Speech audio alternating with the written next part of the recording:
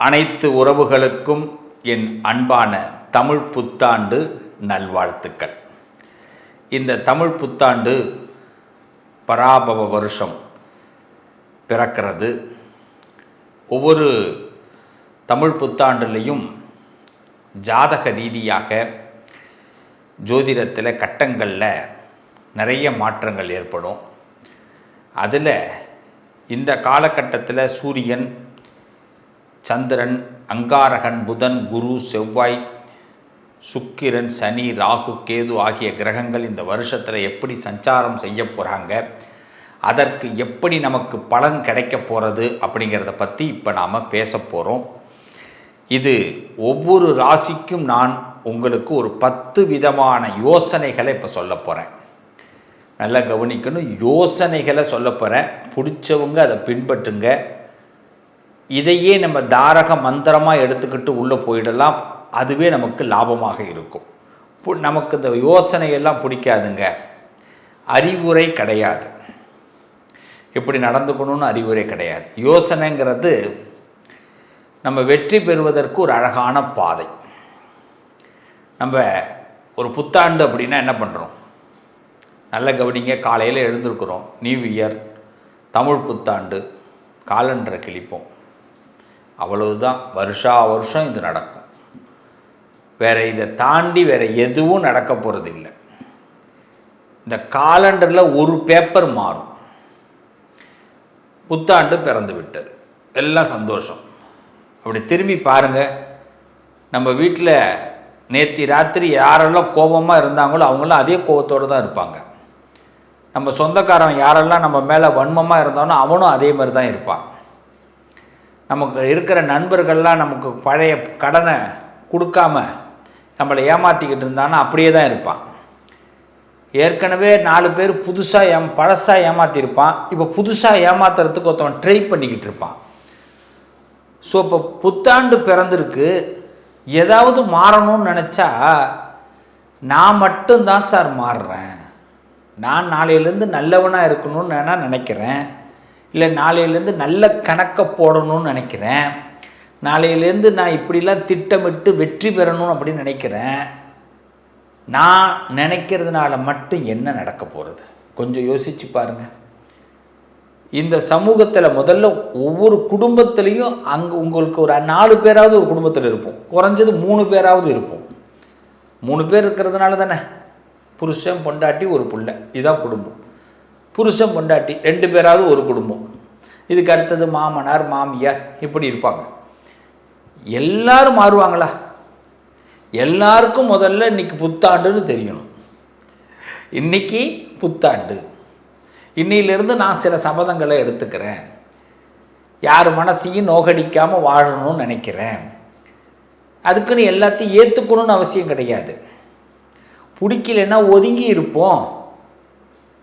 அதுக்கு நம்ம வார்த்தைகளால் யாரையும் சுட வேண்டிய அவசியம் இல்லைல்ல. இதை நான் மட்டும் மாறி என்ன பலன்? எதிர உள்ளவனும் மாறணும். நான் எதிர உள்ளவன் செய்கிற தப்பை செஞ்சுக்கிட்டே இருப்பான். ஆனால் நான் மட்டும் அவனை மன்னித்து கொண்டே இருக்க வேண்டும் அப்படின்னா ஒரு நாளும் நமக்கு அந்த புத்தாண்டு புதுசாக தெரிய போகிறது இல்லை. அப்போ புத்தாண்டு அப்படிங்கிறது நம்ம ஒவ்வொருத்தவங்களும் நம்மக்கிட்ட இருக்கிற குறைகளை குறைந்தபட்சம் நீக்குவதற்கு முயற்சி பண்ணணும். குறைந்தபட்சம் நீக்குவதற்கு, சில நிறைகளை நம்ம அதிகபட்சம் எடுத்துக்கொள்வதற்கு முயற்சி பண்ணணும். அதுக்கு முதல்ல என்ன பண்ணணும்? இந்த பராபவ வருஷத்திலிருந்து நாம் செய்ய வேண்டிய முதல் ஒரு சபதம், எல்லாரையும் பாராட்ட ஆரம்பிப்போம். எல்லாரையும் பாராட்ட ஆரம்பிப்போம். அவன் ஏதாவது ஒரு சின்ன நல்லது செய்வான். அப்பா ஒரு நல்லது செய்வார், அம்மா ஒரு நல்லது செய்வாங்க, பையன் ஒரு நல்லது செய்வாங்க.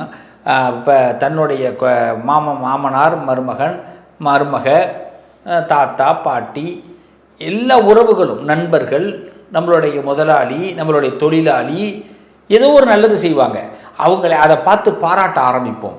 பாராட்டக்கூடிய மனம் என்று வருகிறதோ மகிழ்ச்சி தானாக வந்துடும். மகிழ்ச்சி தானாக வரும்பொழுது இந்த புத்தாண்டு சிறக்க ஆரம்பிச்சிடும். புத்தாண்டுடைய பிறப்பே மகிழ்ச்சியுடைய நிலைத்தன்மையில் தான். இதானே? அப்போ இன்னிலிருந்து நம்ம என்ன பண்ணுறோம்? உலகம் முதல்ல மாறும் அப்படின்னா தான் முழு புத்தாண்டை அனுபவிக்க முடியும். நான் மட்டும் மாறிட்டு புத்தாண்டை முழுசாக அனுபவிக்க முடியாது. ஆனால் நம்ம ஒரு ராசியில் பிறந்திருக்கிறோமே, இந்த ராசியில் இந்த கிரகங்கள்லாம் இப்படி இருக்கும் பொழுது நாம் சில விஷயங்களை பிளான் பண்ணிட்டோம்னா ஓரளவுக்கு மற்றவங்களோடு நாம் மிங்கிள் ஆக முடியும். அப்போ மிங்கிள் ஆகிறதுனால இந்த வருஷத்தை கடக்க முடியும், வரக்கூடிய பிரச்சனைகளை தடுக்க முடியும். அப்போ பிரச்சனையை எப்படி கடக்கிறதுங்கிறத விட பிரச்சனைகளை தடுத்து அதை கடப்போம் அப்படிங்கிற உயர்ந்த எண்ணத்தோடு இப்போ நாம் ஒவ்வொரு ராசிக்கும் பலன் பார்க்க போகிறோம். நல்லது நடக்கும். இந்த வருஷத்தை பொறுத்தவரை மிதுன ராசிக்காரர்களுக்கு அதிர்ஷ்டம் அதிகரிக்கக்கூடிய வருஷம். அதிர்ஷ்டத்துடைய உச்சமே நம்ம பார்க்கலாம். சுவாமி, எனக்கு இதெல்லாம் விருப்பம், இப்படிலாம் இருக்கணும், நான் ரொம்ப நாளாக சில கனவுகளாக கண்டு வச்சிருக்கிறேன், இந்த கனவுலாம் எனக்கு நடக்குமா அப்படின்னா கண்டிப்பாக அப்படிப்பட்ட கனவுகளை நடத்தி கொள்ளக்கூடிய நல்ல வாய்ப்புகள் இந்த மிதுன ராசிக்கு ஏற்படும். ஆமாங்க, அதிர்ஷ்டத்தை பற்றி நிறைய பேசுவோம். சும்மா சாதாரணமாக வீட்டில் பேசும்போது இந்த வருஷத்தில் பராபப வருஷத்தை பொறுத்தவரை மிதுன ராசி பேசும்போதே நான் அதுதான் வாங்க போகிறேன், என் வீட்டில் டபுள் டோர் ஃப்ரிட்ஜ் வாங்க போகிறேன், நான் ஏசி ஸ்ப்ளிட் ஏசியில் இந்த கம்பெனி வாங்க போகிறேன், நல்லாவே இருக்கட்டும், இன்னொரு வீடு கட்ட போகிறேன், நான் தேக்கில் டீக் வுட்டு வாங்க போகிறேன், நான் இந்த ஊர் டூர் போக போகிறேன். புரியுதுங்களா? ஒரு அதாவது என்ன சொல்லுவாங்கன்னா சுவிட்சர்லாண்டு நான் போக போகிறேன் சொல்லி வைப்போம், குழு மணாலி போக போகிறேன். இது மாதிரி நம்மளை இந்த வருஷத்தில் எல்லாமே ஒரு பாசிட்டிவாக யார் எது கேட்டாலும் சில பொய் மாதிரி இருக்கும், பொய் தான், அன்றைய சூழ்நிலையில் அது செய்ய முடியாத ஒரு விஷயமா இருக்கும். அதை செய்கிற மாதிரி எல்லார்கிட்டையும் இந்த வருஷம் பேச ஆரம்பிங்க. பேச ஆரம்பிக்கும் போதே அதிர்ஷ்டம் நிறைந்த பேச்சுக்களை மிதுன ராசிக்காரர்கள் எடுத்துக்குங்க. அதுதான் அதிர்ஷ்டம். நான் பேசும்போதே சார் எப்படி இருக்கீங்க, இந்த ஹலோன்னு கூட சொல்ல வேண்டாம், சௌக்கியமாக இருக்கேன், நீங்கள் நல்லா இருக்கேலா, நீங்களும் சௌக்கியமாக இருக்கணும் சொல்லி பாருங்கள். சௌக்கியமாக இருக்கேன், நீங்களும் சௌக்கியமாக இருக்கணும், எப்படி இருக்கீங்கன்னு கேட்குறத விட எப்படி ஐடியா, அவர் ஆஹா நீங்கள் சொல்கிறதே சந்தோஷம்னுவார். வாழ்த்துக்கள் நல்லதே நடக்கும், எப்படி இருக்கீங்க அப்படின்னு கேட்காம வாழ்த்துக்கள் நல்லதே நடக்கும், நீங்களும் நல்லா இருக்கணும் சொல்லுங்கள், என்ன செய்தி, முடிஞ்சு போச்சு. எதை எடுத்தாலும் ஒரு அதிர்ஷ்டம் நிறைந்த வார்த்தைகள். இப்போ என்ன பண்ண போகுது, அது இஷ்டத்துக்கு அதிர்ஷ்டம் வந்துக்கிட்டே இருக்க போகுது, அடிச்சு காலி பண்ணும். ஏன்னா மிதுனத்துக்கு இப்போ சனி பகவான் என்ன பண்ணிட்டார், 10வது வீட்டில் போய் உட்காந்துட்டார். இப்போ இந்த 10ல் உட்கார்ந்த உடனே நம்மளுடைய பலத்தை நம்ம தீர்மானம் பண்ணுறதுக்கான பிளான் கொடுக்குறாரு. நீ வீடு கட்டணுமா, உன் ஆசைப்படி வீடு கட்டிக்கோ, நீ கல்யாணம் பண்ணிக்கணுமா, நீ ஆசைப்படுற கல்யாணம் பண்ணிக்கோ, உன் லைஃப்பை நீ முடிவு பண்ணுற ராஜா, நீ முடிவு பண்ணு. அர்த்தம் இதா ராஜா, நீ முடிவு பண்ணு, அவ்வளோதான். நீ முடிவு பண்ணுற இடத்துல இருக்கிற ராஜா, இது உனக்கு நான் சப்போர்ட்டிங்காக இருக்கிறேன் அப்படின்னு சனி கொடுக்குறார், காலம் சொல்லுது. குரு இந்த பக்கத்தில் பாருங்கள் 2ஆம் இடத்துக்கு வரார் ஜூன் 2க்கு பிறகு. இப்போ இவருடைய ட்ராவல் என்ன பண்ண போகிறாரு, நான் கண்டிப்பாக உனக்கு சப்போர்ட் பண்ணுறேன், நீ தான் இந்த வருஷத்தோடைய கிங் மேக்கர். இப்படியெல்லாம் நல்லது நடக்கும்னா அப்போ நம்ம எப்படி இருக்கணும், ஜஸ்ட்டு ஒன்றுமே செய்யணும், நல்லதை பற்றி பேச போகிறோம், நல்லதை பற்றி நினைக்க போகிறோம். மகாபாரதத்தில் பஞ்சபாண்டவர்கள் போர் நடக்குது. கிருஷ்ண பரமாத்மா ஒரு இடத்துல கூட பேசாத ஒரு வார்த்தை இருக்குது, பார்த்துருக்கீங்களா? அந்த பாரத கதையை படிங்க. யார் எது கேட்டாலும் பார்க்கலாம் தான் சொல்லுவார். குந்தி கேட்பா, இந்த போரில் நான் போய் வரம் கேட்டால் கர்ணன் ஒத்துப்பானா அப்படின்னு. பார்க்கலாம், எனக்கு தெரியாது, முயற்சி பண்ண, இதுதான் அவரோட வார்த்தை. ஆனால் அவன் ஒத்துக்க மாட்டான். அவன் நீ போரில் தோத்துடுவேன் இந்த வேர்டை அவர் சொல்லவே மாட்டார். ஆனால் அடுத்த ஒன்று சொல்லுவார், அவன் அதை ஒத்துக்கலைன்னா இப்படி கேளுன்னு சொல்லுவார். ஒருத்தவன் ஒத்துக்கலைன்னா இப்படி பண்ண, அப்போ அடுத்த ஆப்பர்ச்சுனிட்டிஸ், அடுத்த பிளானை ரெடி பண்ணி வச்சுக்கோ. அப்போ மிதுன ராசிக்காரர்கள் பர்ஃபெக்டாக 2 பிளானில் இருங்க, 2மே அதிர்ஷ்டம் நிறைந்த பிளானில் இருங்க. எதுவுமே என்னால் இந்த வருஷம் முடியாது அப்படிங்கிற திங்கிங்கே மிதுன ராசி போகவே வேண்டாம். இப்போ என்ன ஆகும்னா, இந்த கல்வியில் முன்னேற்றம் ஏற்படும். தடைப்பட்ட கல்விகள், தடைப்பட்ட வேலை வாய்ப்புகள், நமக்கு இது வரைக்கும் ஒரு அசிங்கமாக இருக்குது சார், என்னால் ஒரு விஷயத்தை வெளியில் பேச முடியல சார், என் குடும்பத்தில் இது ரொம்ப கஷ்டமாக இருக்குது சார் அப்படின்னு மிதுன ராசிக்காரங்க ஏதாவது நினச்சிருந்தீங்கன்னா அந்த அசிங்கம் நீங்கள் அது மாறி சிங்கமாக நீங்கள் வெளியில் பேசப்படக்கூடிய நபராக வருவீங்க. இப்படி ஒரு நல்ல வாய்ப்பு. இதுக்கு நம்ம செய்ய வேண்டியது ஒன்று தான், அதிர்ஷ்டம் நிறைந்த வார்த்தைகளை அள்ளி விட வேண்டியது தான்.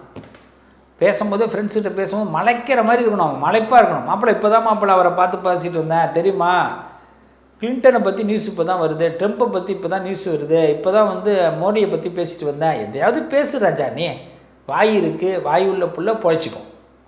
மிதுன ராசிக்கு வாய் தான் மூலதனம். இவ்வளோ தான். இதை விட்டுட்டு நம்ம இந்த நேரத்தில் கவலைப்படுறதோ கோபமாக இருக்கிறதோ சுணங்கி போகிறதோ இதெல்லாம் இந்த வருஷத்தில் வேண்டவே வேண்டாம். பயணங்கள் லாபம் தரும், வேலை வாய்ப்புகள் கண்டிப்பாக உயரும், நண்பர்கள் உதவி செய்வாங்க, பண நிலையில் மேம்படும், பண நிலையெல்லாம் நல்லா வரும். ஆன்மீகத்தில் சின்ன சின்ன ஆசைகள்லாம் ஆன்மீக எண்ணங்கள் டிவைன் உங்களுக்கு நிறைய கனெக்ட் ஆகும். டிவைன்னா என்ன தெரியுமா, முதல்ல நாம் நினைக்கிறது அந்த உலகம் திருப்பி கொடுக்கணும், அது பேர் தான் டிவைன். நிறைய பேருக்கு டிவைன்னா என்னன்னு தெரியல. தெய்வீக தன்மைனா என்ன தெரியுமா, நீ நினைக்கிறது அந்த உலகம் நினைக்கும், உலகம் நினைக்கிறத நீ நினச்சிப்ப. ஜஸ்ட் ரெண்டும் அப்படியே தெரியவே தெரியும், அப்படியே மிராக்கலாக இருக்கும். ஒரு கோயம்பேடு பஸ் ஸ்டாண்டில் நிற்கிறோம் இப்போ இல்லையா, அது என்னது புது பஸ் ஸ்டாண்டு இப்போ உருவாயிடுச்சு, அந்த இடத்துல நிற்கிறோம். அங்கே நம்ம ஒரு ஏசி பஸ்ஸில் போகணும்னு நினைக்கிறோம். நைட்டு மத்தியானம் ஒரு 12:30 1 மணி ஆகுது, இந்த நேரத்தில் என்ன வரப்போகுது அப்படின்னு நினச்சிட்டு அந்த நேரம் ஒரு பஸ் நிற்கும். இதுதான் டிவைன். இதுதான் பஸ் எல்லா நேரம் ஏசி பஸ்ஸு நிற்கும், ஆனால் நமக்கு சீட்டு கிடைக்கணுமே, சீட்டோட அந்த பஸ் நிற்கும். வாங்க ஈரோடு சேலம் அப்படின்வாங்க. அடிச்சு ஜம்முன்னு ஏறி உட்காந்தோமா, ஒரு பக்கம் போனோமா, நமக்கு இந்த மைண்டு இந்த டிவைன் என்ன பண்ணும், இந்த பிரபஞ்சத்தோட கனெக்ட் பண்ணும். அதனால் நிறைய நல்ல விஷயங்களை ரொம்ப சூப்பராக பாசிட்டிவாக இந்த வருஷத்தில் நீங்கள் ஹாப்பியாக மூவ் பண்ணி பாருங்கள். மிதுன ராசிக்காரர்களே, வேறு லெவலில் தொட போகிறீங்க. இந்த காலகட்டம் மிக அழகாக பயணம் பண்ணுறதுக்கு சிவநாமத்தை நிறைய சொல்லுங்கள். அதுவும் புதன்கிழமையில் சுதர்சன மந்திரம், இந்த வருஷத்தில் மட்டும் புதன்கிழமை சுதர்சன மந்திரம், சுதர்சன மகாவிஷ்ணுவை போய் நேரடியாக வழிபாடு பண்ணுறது, இதெல்லாம் ஒரு பிளானிங்காக பண்ணுங்கள். நம்ம லைஃப்பில் நிறைய பொறாமைகள், நமக்கு ஒரு திருஷ்டி அதிகமாக இருக்கும். அதனால் நம்ம கோவப்படக்கூடாதுன்னே நினப்போம், ஆனால் கோவப்பட வைப்பாங்க.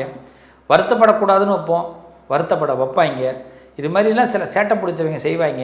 அதையெல்லாம் சமாளிக்கிறதுக்கு சுதர்சன மந்திரத்தை தொடர்ந்து சொல்லுங்கள், நாராயண மந்திரத்தை சொல்லுங்கள், சிவ மந்திரத்தை சொல்லுங்கள். ரொம்ப நல்லா இருப்பீங்க. இந்த வருஷம் உங்களுக்கு எதிர்பார்த்த சவால்கள், சின்ன சின்ன சவால்கள்லாம் வரும், அதையெல்லாம் சந்தித்து மிகப்பெரிய வெற்றிகளை நம்பிக்கையோடு ஜெயிக்க போகிறீங்க. வாழ்த்துக்கள், நல்லது நடக்கும். என் அன்பான பிளே தமிழ் நேயர்களே, உங்கள் ராசிக்குரிய சில நல்ல விஷயங்களை பேசியிருக்கிறோம். ராசி நல்லா இருக்கணும் அப்படின்னா நாம் முதல்ல நல்லா இருக்கணும்.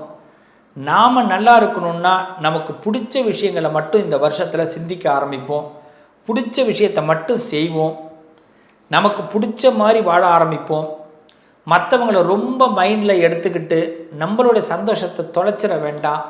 இந்த உலகம் ஒரு சூது கவ்வக்கூடிய உலகமாக இருக்குது. இந்த குடும்பங்கள் சூது கவ்வக்கூடிய குடும்பங்களாக இருக்குது. குடும்ப உறுப்பினர்களும் அப்படி தான் நடந்துக்கிறாங்க. நிறைய பேர் வீட்டில் பொய் சொல்கிறாங்க, உண்மையாக இருக்க மாட்டேங்கிறாங்க. ஒட்டுமொத்த ஒரு உலகத்தையும் நம்மளுடைய ஒரு ஆளால் திருத்தலாம் முடியாது.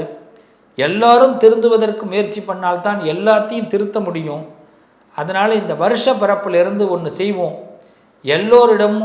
எல்லோர்ட்டும் எதிர்பார்க்காம நம்ம நடந்துக்கிறத பார்த்து அவங்க நடந்துக்கிற அளவுக்கு நம்ம சில மாற்றங்களை உண்டு பண்ணுவோம். நம்ம நல்லதாக நடந்துக்க ஆரம்பிப்போம், இந்த உலகமும் நல்ல விதமாக நடந்துக்க ஆரம்பிக்கும். ஸோ நம்ம எதை போடுறோமோ அதை கண்டிப்பாக பயிர் அறுவடை செய்வோம். இந்த வருஷம் ரொம்ப சிறப்பாக இருக்கும். எல்லாரும் உடல் நலங்களில் மேம்பட்டு சந்தோஷமாக இருப்பீங்க. கலையாத கல்வி, குறையாத வயது, கபடு வாராத நட்பு, கன்றாத வளமை, குன்றாத இளமை, கழுவினி இல்லாத உடல், சலியாத மனம், அன்பு அகலாத கணவன் மனைவி உறவு, நண்பர்கள். ஏன்னா நான் கொஞ்சம் மாற்றி தான் இந்த இடத்துல சொல்கிறேன், எல்லாமே இதில் வரணும் இல்லை. அன்பு அகலாத, தவறாத சந்தானம், தாழாத கீர்த்தி, மாறாத வார்த்தை, தடைகள் வாராத கொடை. நம்ம கொடுக்கறத கூட இன்னொருத்தவன் தடுத்து நிறுத்திடக்கூடாது. தடைகள் வராத கொடை, தொலையாத நிதியம், கோணாத கோல், ஒரு துன்பம் இல்லாத நல்வாழ்வு. இந்த பராசக்தி அன்னை அபிராமி துய்யனின் பாதத்தில் அன்பு உதவி பெரிய தொண்டரோடு கூட்டு கண்டாய் அலையாழி அரிதுயிலும் மாயனது தங்கையே ஆதி கடவுரின் வாழ்வே அமுதீசர் ஒருபாக மகளாத சுகபாணி. இதுதான் வார்த்தையே. இந்த காலத்தோடு நான் என்னைக்கும் அகலாமல் இந்த காலம் எனக்கு சிறப்பான நன்மைகளை கொடுக்கும் அப்படின்னு, பஞ்சபூதங்கள் எனக்கு நன்மையை கொடுக்கும் அப்படின்னு அந்த சுகபாணி அருள்வாமி அபிராமி, அந்த அபிராமியுடைய பாதங்களில் நாம் எல்லோரும் சரணடைவோம். நிச்சயமாக இந்த புத்தாண்டு சிறப்பாக இருக்கும். மன நம்பிக்கையும் மன தைரியத்தையும் முதல்ல விதைப்போம். எதுவும் நம்மளால் முடியும். நன்மையும் தீமையும் நம்மளால் தான் வருது, நம்ம செயலால் தான் வருது, சொல்லால் தான் வருது. நல்லதை சொல்வோம், நல்லதை செய்வோம், நல்லது நடக்கும். மீண்டும் உங்களை அடுத்த ஒரு பதிவில் பிளே தமிழ் வாயிலாக சந்திக்கிற பிளே தமிழ் நேயர்கள் அனைவருக்கும் மீண்டும் ஒரு தடவை தமிழ் புத்தாண்டு நல்வாழ்த்துக்கள். சுத்துற உலகம் நம்ம பக்கம் இப்போ சுத்த போகுது. நம்மளுடைய சுத்தல் இன்னும் கொஞ்சம் அதிகமாக இருக்க போகுது. வாழ்த்துக்கள். நல்லதே நடக்கும்.